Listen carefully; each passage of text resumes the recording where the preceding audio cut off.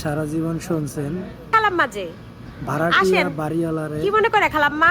কি মনে বাড়ি করে ভাড়া আবার টেহানি বেড়াইছি দেও টেহাটা দেও। কিন্তু খালাম্মা গড়বাড়া তো দেই 10 তারিখ, বাড়িওয়ালা কেমনে দিমু কোন? এখনো তো বাবুর বাপে বেতনই পায় নাই। গড় ভাড়া তো 10 তারিখে দিবা, আমি তো গড় ভাড়া নিতে আহি নাই। গড়বাড়া নিতে আহেন নাই, তাহলে খালাম্মা কি এর টাকা নিতে আইছেন? আমাগো তো আগের কোনো ভাড়া বুড়া বাকি নাই। ভাড়া পুরা না বাকি থাকুক, আমি ঈদের বোনাস নিতে আইছি, ঈদের বোনাস দেও। কি কোন খালাম্মাই সব? অসাধারণ। আপনার ঈদের বোনাস দিমু কইথিকা?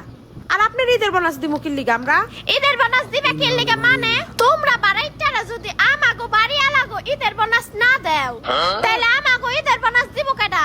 তোমাগো জামাইরা চাকরি করে কোম্পানি ঈদের বোনাস দিব, যারা ব্যবসা করে 5 টাকার জিনিস 10 টাকা পয়সা বোনাস নিব, যারা গাড়ি চালায় 5 টাকার ভাড়া 10 টাকা নিয়ে বোনাস নিব, যারা ভিক্ষা করে 10 টাকা নিব না, ফেতরার কথা কয়ে 50 টাকা নিব। তাহলে কি আমরা বাড়ি আলারে ফাও? তাই বলে খালাম্মা আমরা ভাড়াইটারা আপনাকে বাড়িয়া লাগো বোনাস দিমু? কে দিবা নাকি